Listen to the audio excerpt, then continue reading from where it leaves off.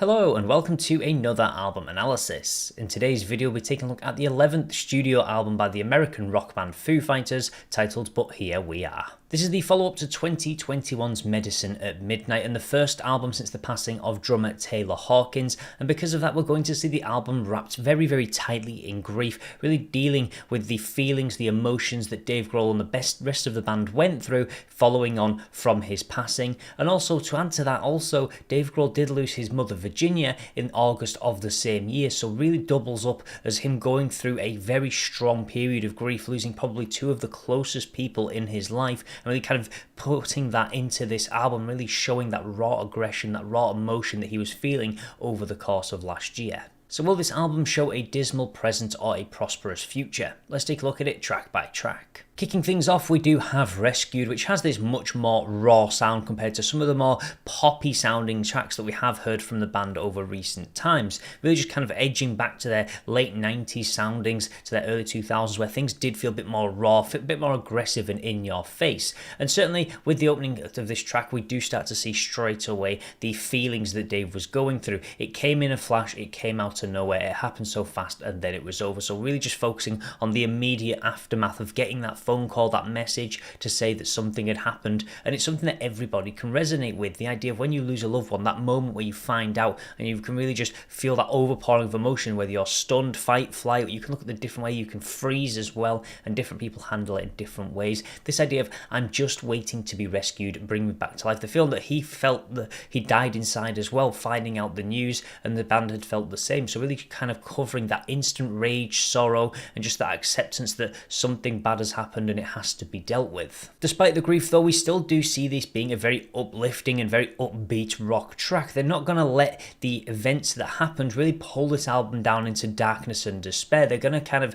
include a bit of celebration whilst also focusing on some tracks that will kind of have this more sort of ballad-esque feel, but certainly for this one it kind of brings in with some raw power despite the heavy messaging that is included within. Then we move into Under You, which has this upswinging tone, has this much more surf rock styling to it, but another reflective track, as we're going to see that really emphasised throughout the entirety of the album, which is completely understandable after the events that did unfold. The idea of Taylor has gone to heaven, the idea of being under you, kind of he's staying on earth and he's ascended into the afterlife, and the idea of accepting the fact little by little. Someone said, I'll never see your face again, part of me just can't believe it's true. So again, just showing on this idea of kind of gradually over time, you get used to the fact that somebody's no longer around, but we just see the outpouring of emotion from Dave Grohl with the lyrics on this track. Well, they actually wrote a lot of the lyrics first and then built the music around it to really help to support it, as I feel the words on this album are the main kind of driving force, kind of putting his words and his feelings into words, and that's kind of what they've used as the backbone before adding the extra elements to it. It's worked really well the way the band have done that, because it adds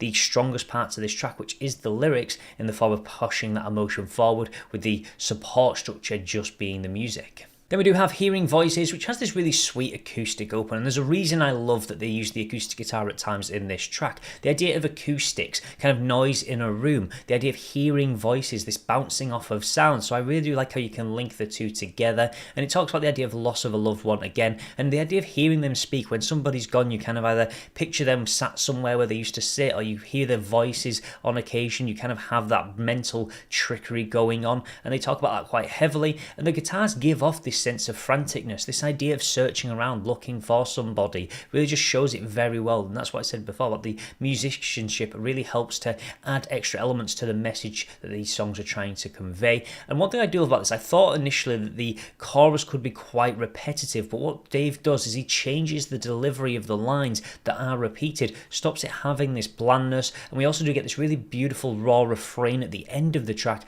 with the piano and the acoustics, really just showing the softer side to this album, which is going to be brought in at multiple times. In at number 4, we do have the title track, But Here We Are, which has this much more jagged, quite sharp sound, and more lyrics that really just show this idea of kind of accepting things. Caught in illusion, it's not an illusion. Sometimes you do feel like when you lose somebody close to you, you just feel like it can't be real, it can't be happening, and then the realization kicks in that it is not an illusion. And it has this much more soaring style. It's something that they bring up quite a lot on this. They do it to ramp up at multiple points during the album, but certainly for this, it does have this more soaring, uplifting style. I gave you my heart, but here we are. Saved you my heart, but here we are. The idea that I gave you everything, but I'm still here and you're not. And we do get some really strong instrumental breaks throughout the entirety of this track that really just kind of show these stronger elements, really just let the musicians shine, really show what the guitars, drums, and everything is capable of. And Dave Grohl obviously did provide the drum tracking for this album, and you can certainly see that it does. You can see the resemblance to things such as the colour and the shape, which was definitely the last album he actually had to drum for. So you can definitely see the transitioning in the styles, or the difference in styles and their drumming styles, and that certainly comes through, and probably is one of the reasons it has that more raw, aggressive style. In at number 5, we do have The Glass, much more emotional sounding. You can really see the emotiveness come through on this track, and I love some of the lyrics. Waiting for this storm to pass, waiting on this side of the glass. Almost like you're kind of inside watching, just as this darkness is outside. You're shielded from it, but it's still happening. There's this storm, you don't really know what to do with yourself, and it shows those feelings how you can isolate yourself after a dark event in your life or the passing of a loved one, and sometimes you just don't want to be around anybody else. You want things to be dismal, things to be quite rough, and you can kind of put yourself into quite a dark hole. So I like how it touches on that there's this storm outside that's happening that he can't control, he has no effect over. It's forcing him to act in a certain way. So I like the reflection on the idea of isolation. And more beautiful lyrics, but I see my reflection in you, see your reflection in me. Just shows how close the two of them were, certainly just in that brotherliness that they did have. And really lyrics like this with that emotive style really just put into perspective how strongly and how closely they were tied together throughout their time over the years they were together as a band. In at number 6, we do have Nothing at All, with this very short, punchy styling to it that I really like. I love how, despite it covering the same theme in most of the tracks, the idea of grief and dealing with it, I love how every track sounds so different. There's no two that really sound the same and make the album become kind of a carbon copy of itself with different tracks. There's a lot of variety, showing a lot of different stylings, which I really do like. Although they make great use of some elements that we do see across many of the tracks, some really strong instrumental breaks, some really strong guitar kind of builds almost, and some really soaring vocals and really stretched emotive vocals. I like how every track just has these different sort of stylings that really help to set them apart from one another. And this is another song that really has some strong meanings in the lyrics as well. Put me into your locket. You often see it in media where a locket, you kind of hold somebody close. It's kind of the idea of them resting towards your heart. So really showing that closeness again that I really do like. The idea of this building pre-chorus and this pop groove that really charges as we do go into that more rock-based chorus, and more lyrics as well. Put your book in my pocket, put your chain on my neck. So really showing these ideas of kind of carrying somebody with you through a possession or through an item to really again just show that affection between two people. In at number 7, we do have Show Me How with Dave and Violet duetting, and this is much more of a dream pop, almost shoegaze styling, which I really do like. It deals with the passing of Virginia, who was Dave's mum, and this idea of who will show me how. The idea of this person in your life that has guided you, that has shown you the ropes almost, is no longer there to guide you. And I really like how one thing they do on this track that I really do love is towards the outro when Violet begins to sing alone, showing the cycle repeating as she will have to continue without at some point without Dave. This idea of in your natural progression you lose your parent or something like that. It's never really should be the kid that goes first. So I really like how they kind of just put that onto the end of the track to show that he's kind of living in that point now where he has to live without Virginia but live with Violet. So he's still got that support. So he's teaching her and showing her how to do things, but that point will come where the cycle repeats and he will no longer be there to show her, and then it will have to move on to any kids that she has. So I really do love how the song really emphasizes the idea of that cycle and just the softness of the track as well. It really adds an emotional touch how well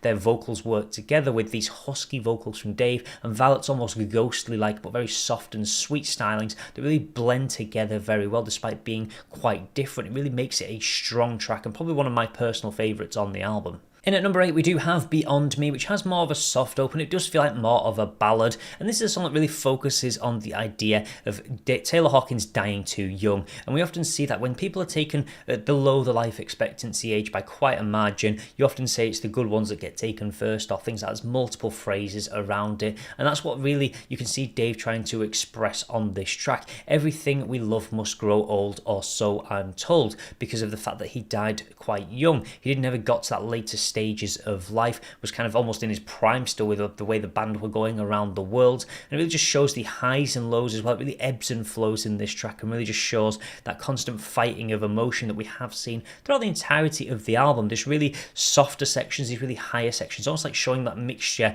of grief and aggression that comes out, and really the different ways that people can grieve for the loss of a loved one.